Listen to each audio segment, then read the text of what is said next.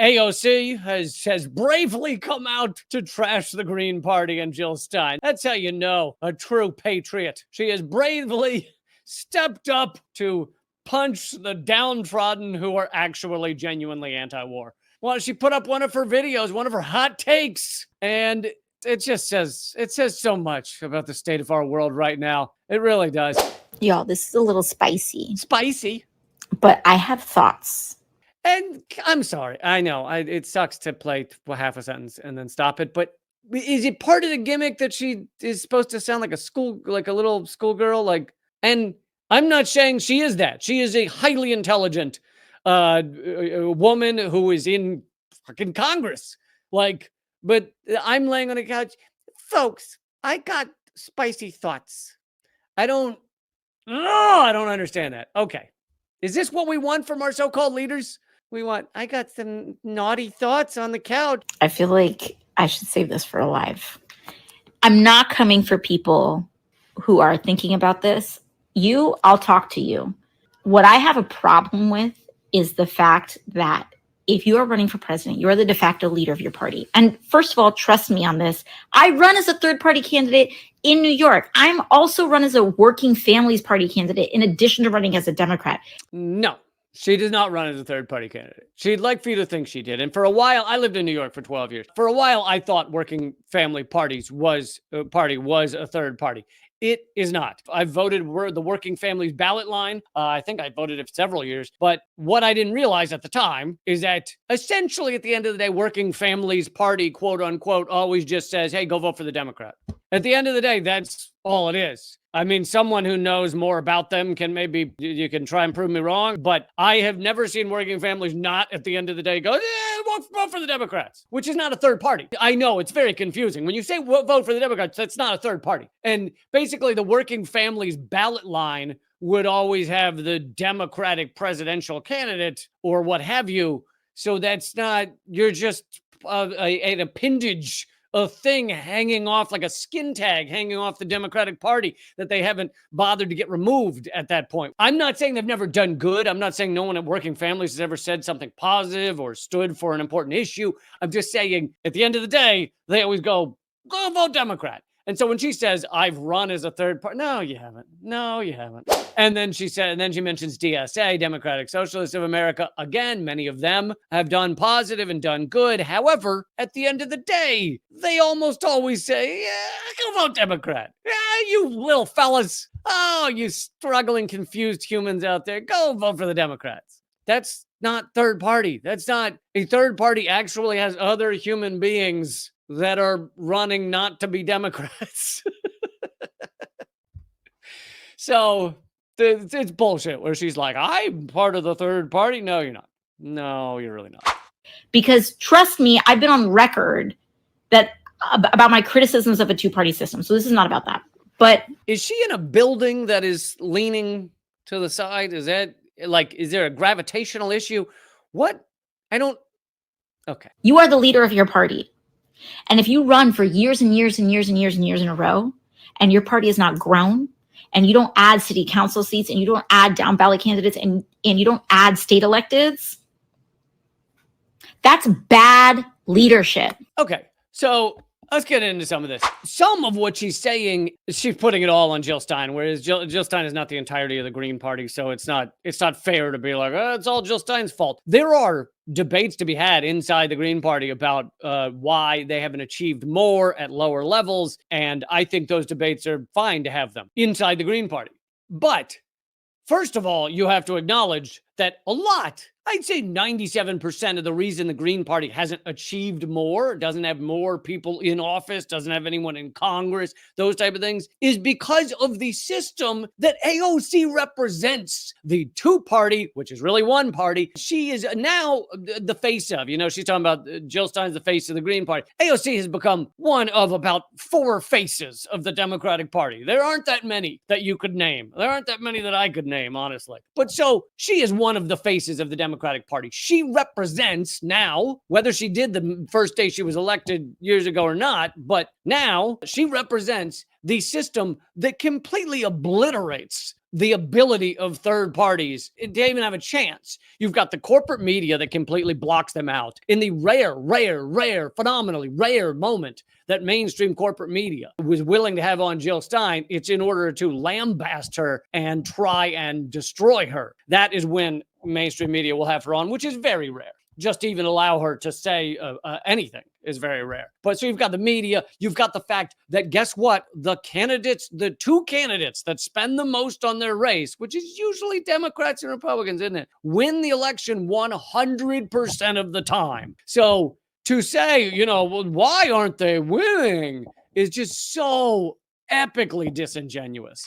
And here's the thing, she's smart enough to know this. She's not a moron. She knows this. And so she's being disingenuous. She's not just dumb. She's being disingenuous. She knows the Green Party has been fights against these things on a daily basis and can't get a leg up against them. They're sued into oblivion by the main parties. Jill Stein is still facing all kinds of lawsuits from her last run for president. Now, if you have issues with the fact that Jill Stein has run multiple times and that she's won the primaries inside the Green Party and ends up becoming the nominee, if you have issues with that, then fine. Go become a part of the Green Party and get your voice heard and debate about who best to represent the Green Party in various elections. Fine, go do it. But to be a part of the corporate war criminal soaked in blood genocide party, meaning both Republicans and Democrats, when I say party, single party, to be part of that and go, this is just wrong what the Green Party's doing is so epically repulsive. But at least she's showing us a shot up her nose. So at least, you say what you will about the points she's making. At least you can see what's up her nose recently. All right, let's keep going for one more minute. I can't believe there's another minute of this. And that to me is what's upsetting.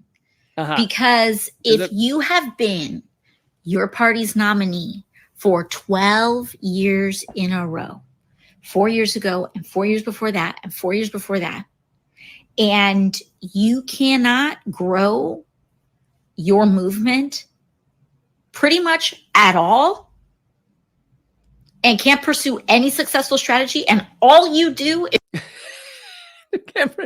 Like, she knows that Jill Stein was arrested for trying to attend the debates, for trying to be a part of the presidential debate when she was on 85% of the ballots across the country. This is 2012. I performed on a fundraiser for her the night before that she went with Sherry Honkala, her vice presidential candidate, to the presidential debate with Obama and Romney, I believe.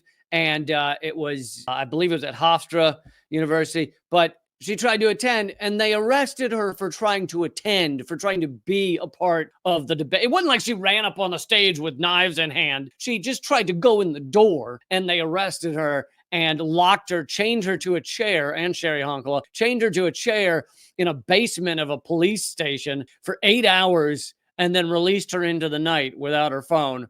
AOC's got to know this. Like, it's not like, the Green Party's just been working so hard and they never achieve anything. Look at what they're up against. Look at the amount of money, the amount of power, the amount of wealth, the amount of leverage that is just wielded against them is just epic. And AOC's got to know this. She's just not that dumb. I'm sorry to think she could possibly be that dumb. And again, this is not to say you can't, if you're a member of the Green Party and you have complaints or questions as to why they don't spend more time on, let's say, certain issues in a city by city basis. Why do they focus more on elections and not more on this or that? Fine. Go have those debates inside the Green Party. But to do what AOC is doing right here on this sideways on this couch because she doesn't know how to hold up a phone or something is just... It's just so pathetic. Is show up once every 4 years to speak to people who are justifiably pissed off, but you're just showing up once every 4 years to do that? Green Party does not show up once every 4 years. Green Party has done and shown up many other times. Look at Matthew Ho. Ran for office, ran for Senate as a Green Party candidate in, I believe, North Carolina.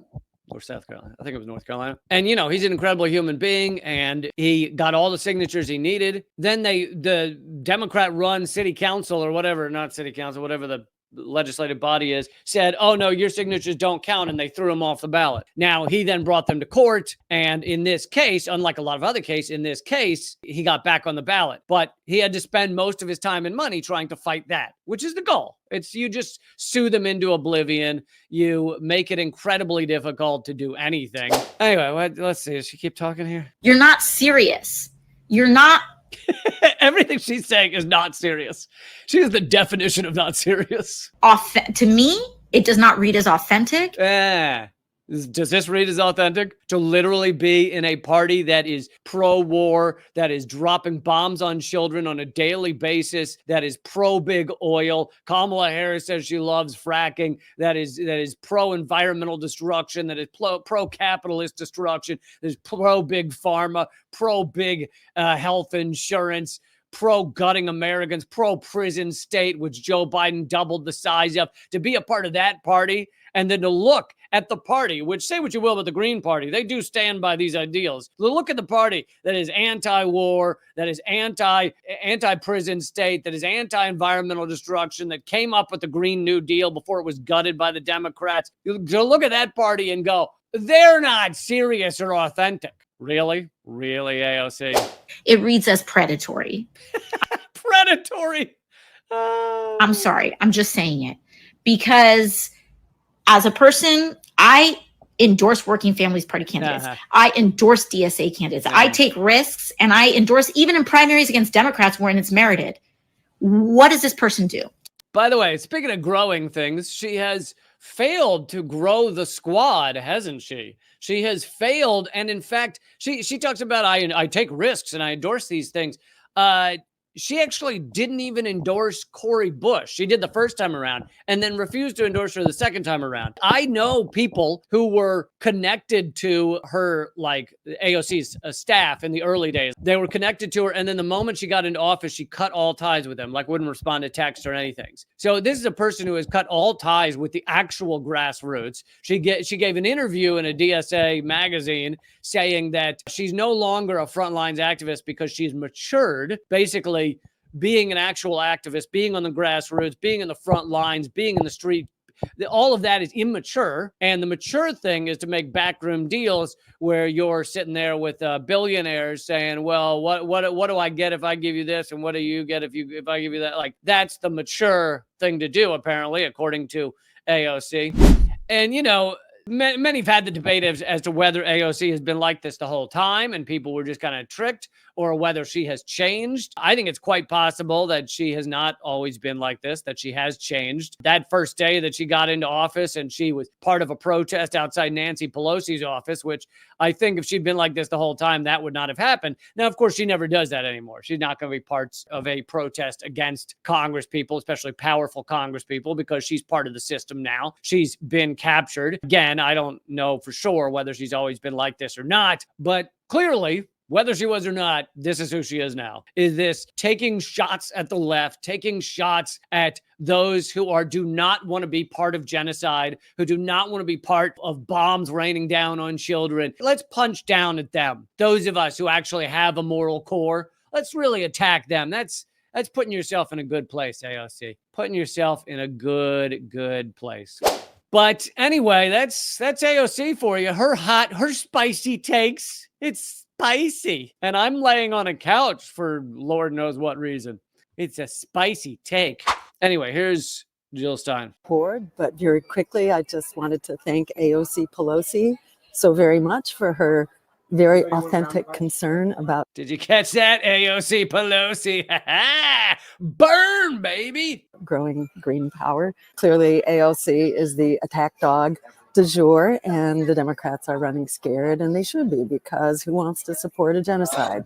Who wants to vote for a genocide? And if there's anything that's predatory here, it's saying that your candidate is working tirelessly for a ceasefire when actually they are actively funding and arming genocide and actually refusing to even consider an arms embargo, which would bring the genocide to a screeching halt. AOC, who's supposed to be in leadership of the Democratic Party, it's amazing if she doesn't know about the anti-democratic tactics and strategies that the Democratic Party uses to crush and silence political opposition. They've been hiring an army of lawyers to throw competitors like me off the ballot. They've been hiring infiltrators and saboteurs and publicly posting job advertisements for those positions.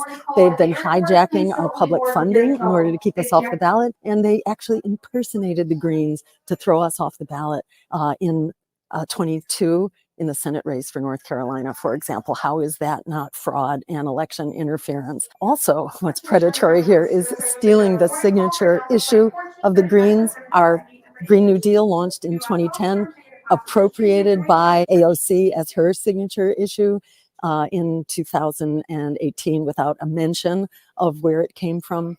So bottom line is Americans want more choices. We are that choice. We are the one choice, which is anti-war, anti-genocide, pro-worker, climate emergency. Check us out. Great response from Jill Stein, but I will add a couple of things. She doesn't even mention that Jill Stein, while trying to run for president in 2012, was arrested and taken to a chair while at a debate, because that's how much you're allowed to be part of this election process if you're not in the two main parties.